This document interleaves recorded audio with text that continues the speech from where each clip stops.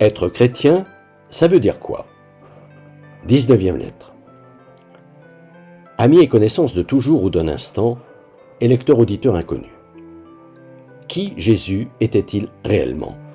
Ai-je écrit dans ma dernière lettre, après avoir mentionné quelques-uns des miracles qu'il avait opérés sur des paralysés et autres aveugles de naissance. D'où vous ne serez pas surpris si je poursuis dans la même veine, mais en vous parlant d'un type de miracle bien plus conséquent. Ceux-là même dont Jésus invita les envoyés de Jean-Baptiste à témoigner pour lui prouver qu'il était bien le sauveur que tout le monde, que tout le peuple juif attendait. « Allez rapporter à Jean ce que vous venez de voir et d'entendre », leur dit-il, après qu'ils aient vécu avec lui le temps nécessaire pour se faire une idée de la qualité de l'enseignement qu'il dispensait. Les aveugles voient, les boiteux marchent, les lépreux sont guéris, les sourds entendent, les morts ressuscitent, et la bonne nouvelle est annoncée aux pauvres. Autant de miracles qui n'en sont évidemment pas, au sens où on l'entend habituellement, car s'ils en étaient, cela voudrait dire que Jésus était une machine à faire des miracles, mais qui expriment de façon imagée les conversions visibles que produit la bonne nouvelle quand elle est annoncée avec la force de conviction d'un homme qui met lui-même en pratique ce qu'il enseigne. Des conversions aux effets tellement visibles que Jésus pouvait effectivement faire constater aux envoyés de Jean-Baptiste dans le langage symbolique de son époque.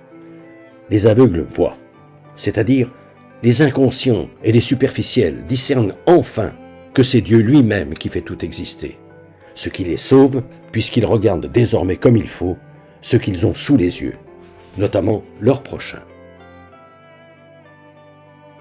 Les boiteux marchent.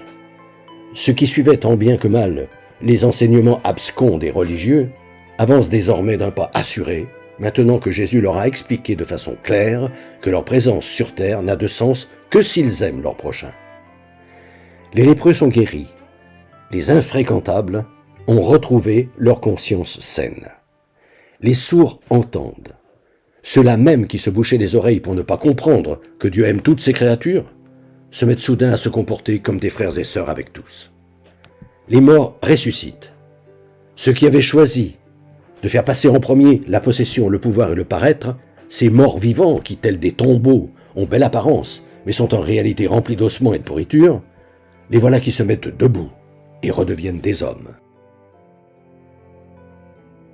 Et la bonne nouvelle est annoncée aux pauvres, en certitude, ce que sont les petits qui ont compris que posséder toujours plus, dominer les autres et paraître autres qu'ils ne sont, ne produit qu'un bonheur éphémère, que seul est utile, s'ils veulent faire de ce monde un paradis, d'œuvrer en se laissant guider par les valeurs de Dieu, parce qu'est devenu clair pour eux que tout ce qui les motivait auparavant n'était que vanité.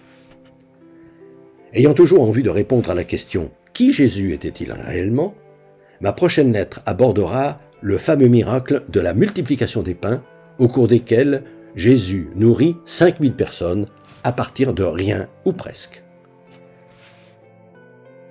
Vous découvrirez que ce qui se passa alors fut bien plus important que cette première lecture rapide peut le laisser imaginer. Fraternellement.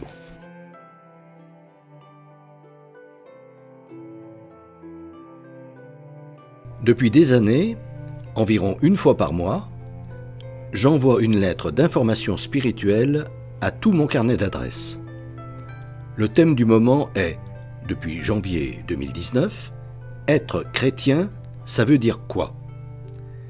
Si ce sujet vous intéresse, n'hésitez pas à me transmettre votre mail, en vous contentant d'indiquer auditeur YouTube, vos noms et prénoms, et éventuellement votre numéro de téléphone si vous souhaitez me parler.